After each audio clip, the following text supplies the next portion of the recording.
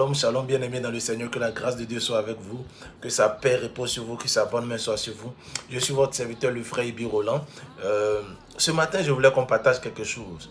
Vous savez, nous entendons beaucoup de choses sur le ministère de l'homme, le ministère de la femme.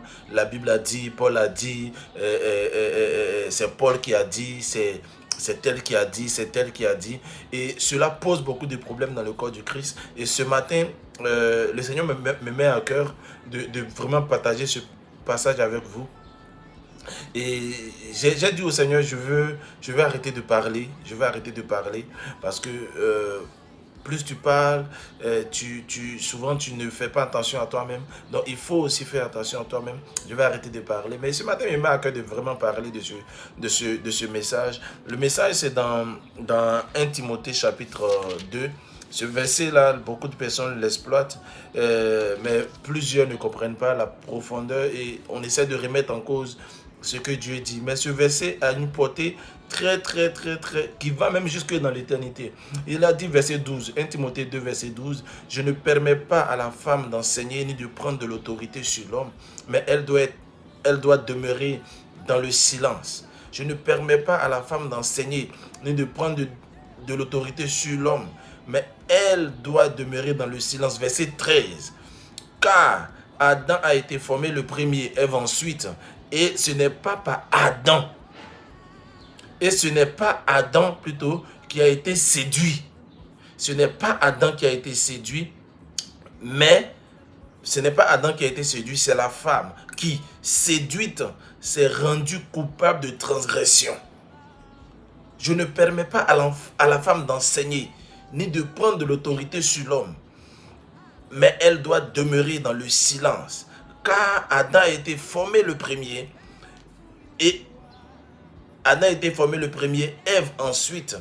Et ce n'est pas Adam qui a été séduit, c'est la femme qui, séduite, s'est rendue coupable de transgression. Alléluia. Ce verset pose beaucoup de problèmes. Les gens disent que d'autres, c'est Paul qui a dit. Il y a deux courants dans l'église. Le courant de ceux qui disent la femme peut prêcher. Le courant de ceux qui disent la femme ne peut pas prêcher. Mais qu'est-ce que Dieu dit? Vous savez, pour un enfant de Dieu, quand Dieu dit, ça règle la question. Lorsque Dieu a dit, ça règle la question. Il n'y a pas autre chose qu'on vient dire derrière. Une fois que Dieu a dit, c'est terminé. Dieu a dit, terminé. Il n'y a pas autre chose. L'enfant de Dieu ne cherche pas à trouver autre raison. L'enfant de Dieu ne cherche pas à justifier quoi que ce soit. Il cherche seulement, n'est-ce pas, à faire ce que Dieu a dit. Et des gens disent que quand Paul parlait, Paul disait, ça c'est pas le Seigneur, mais c'est moi. Mais regardez ce que ce même Paul dit. En 1 Corinthiens chapitre 14, le verset 37. Paul dit, verset 36 d'abord, « Est-ce de chez vous que la parole de Dieu est sortie? Ou est-ce à vous seul qu'elle est parvenue? Si quelqu'un croit être prophète ou inspiré, qu'il reconnaisse que ce que je vous écris est un commandement du Seigneur. » Ce que je vous écris est un commandement du Seigneur. Et quel commandement Paul donne ici? Paul dit, je ne permets pas à la femme d'enseigner, ni de prendre de l'autorité sur l'homme. Il dit cette parole-là, ce n'est pas...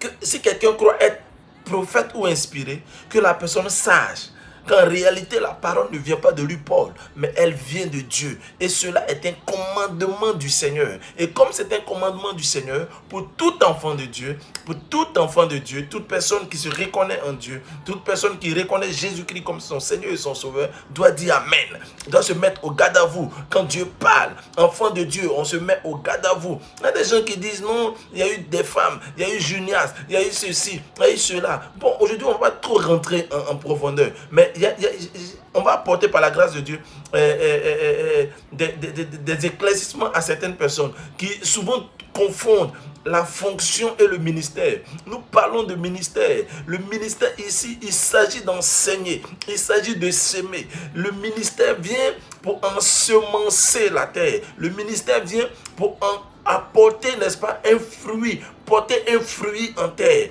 Le ministère vient pour porter une sémence, et possède la sémence.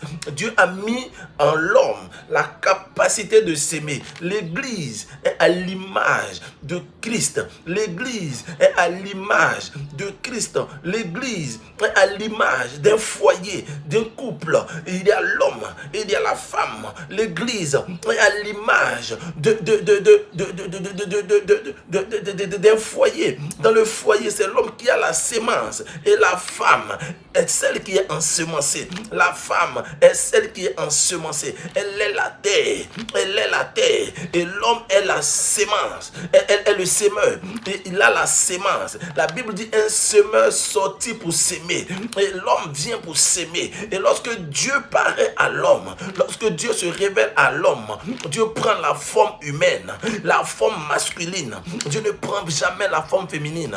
Dieu ne prend jamais la forme féminine. Parce que c'est en l'homme qu'il y a la sémence. La femme ne porte pas la sémence. La femme reçoit la sémence.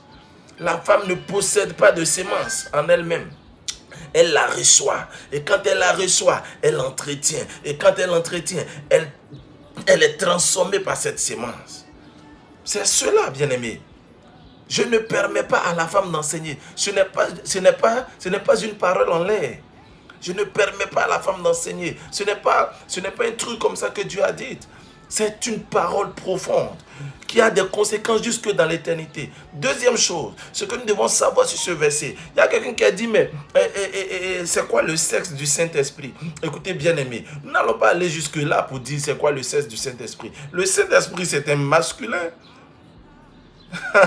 Dieu est homme.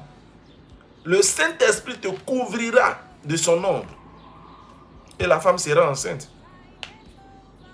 Le Saint-Esprit te couvrira de son ombre. Et la femme sera enceinte. Et le Saint-Enfant qui naîtra. Le Saint-Esprit est masculin. Garçon. Garçon. Je ne permets pas à la femme d'enseigner ni de prendre de l'autorité sur l'homme. Car ce n'est pas Adam. Car Adam a été formé le premier, Ève ensuite. Et ce n'est pas Adam qui a été séduit. C'est la femme qui séduite s'est rendue coupable de transgression. On ne joue pas avec ça. On ne joue pas avec ça. On ne dirige pas l'église. On ne fonctionne pas dans l'église avec notre intellect, avec nos pensées là. On ne fonctionne pas dans l'église avec les sentiments. On fonctionne dans l'église avec la parole. Que dit la parole? Peut-être dans nos vies, peut-être dans... Ça, c'est parce que je suis en train d'exagérer même. Parce que même dans nos vies, en tant qu'enfants de Dieu, c'est la parole qui doit nous diriger. C'est la parole qui doit nous diriger. On ne fonctionne pas dans l'église avec nos sentiments. On ne vit pas dans l'église avec nos sentiments. On ne vit pas avec les sentiments. Deuxième chose, pourquoi est-ce que Dieu ne permet pas à la femme d'enseigner? Savez-vous qu'au ciel, il n'y aura plus d'enseignement? Parce que par l'enseignement, on ensémence. Et une femme qui enseigne est en train de dire qu'au ciel, la femme va ensemencer, continuer d'ensemencer. Parce qu'au ciel, nous serons tous des femmes. Parce qu'au ciel, nous serons tous des femmes. Nous sommes appelés l'épouse de Christ. Et l'époux est là. Et pendant que l'époux est là, l'épouse va enseigner. Pendant que l'époux est là, l'épouse va donner la sémence. Ce n'est pas possible. C'est à l'époux de donner la sémence. Alléluia. C'est à Dieu de nous donner la parole. L'épouse reste dans une position. N'est-ce pas? La Bible dit, mais elle doit demeurer dans le silence. Je ne permets pas à la femme d'enseigner, ni de prendre de l'autorité sur l'homme. Vous savez ce que tu n'as pas pris à faire sur la terre, il te sera difficile de le faire au ciel. Toi, femme, toi, homme, qui pousse la femme à aller contre Dieu, au ciel, tu seras dans des problèmes. Parce que tu risques de vouloir aller contre Dieu. Tu risques de dire à Dieu aussi, moi aussi, je vais prêcher. Seigneur, tu as dit, mais moi aussi, je vais parler. Écoutez-moi, bien-aimé. La Bible est claire. La parole de Dieu est claire. Je ne permets pas à la femme d'enseigner, ni de prendre de l'autorité sur l'homme. Savez-vous pourquoi? Comme je l'ai dit, savez-vous pourquoi au ciel, il n'y aura plus de prédication? Parce que tous ceux qui iront au ciel prendront la forme de l'épouse.